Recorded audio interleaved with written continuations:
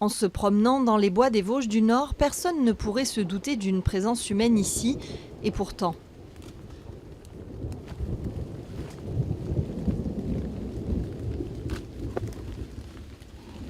Ils sont 3, sous terre, depuis 5 jours, à guetter le moindre mouvement.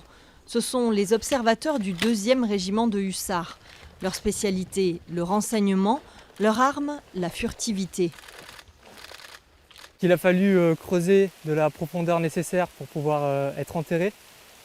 Et en plus de ça, couper tous les rondins de bois nécessaires et avoir une toiture suffisamment solide pour nous abriter en dessous. Et pour que si un véhicule devait passer par-dessus, nous ne soyons pas écrasés. Ils travaillent par patrouille d'observateurs qui surveillent une cible et ses mouvements 24 heures sur 24. Ils envoient alors ces informations à une 2e cellule via des ondes HF. Et là encore, à part ce fil d'antenne, nulle trace visible des 2 véhicules et des 3 hommes qui se camouflent ici. C'est la cellule transmission. Nous, on réceptionne le message, on regarde tout ce qu'ils ont noté et en fait on corrige ce qu'il peut y avoir, on demande des précisions éventuellement si on trouve que c'est pas correct. Et une fois que ça c'est bon, nous on envoie à l'état-major qui lui comme ça a le message complet.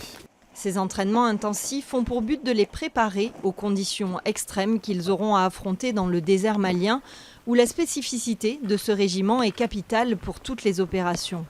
Le théâtre Barkhane se caractérise par sa grande étendue et par la mobilité et la furtivité de l'adversaire. Donc on est vraiment typiquement dans un cas où la recherche de renseignements est indispensable. Dans la nuit noire, la formation se poursuit dans les forêts vosgiennes.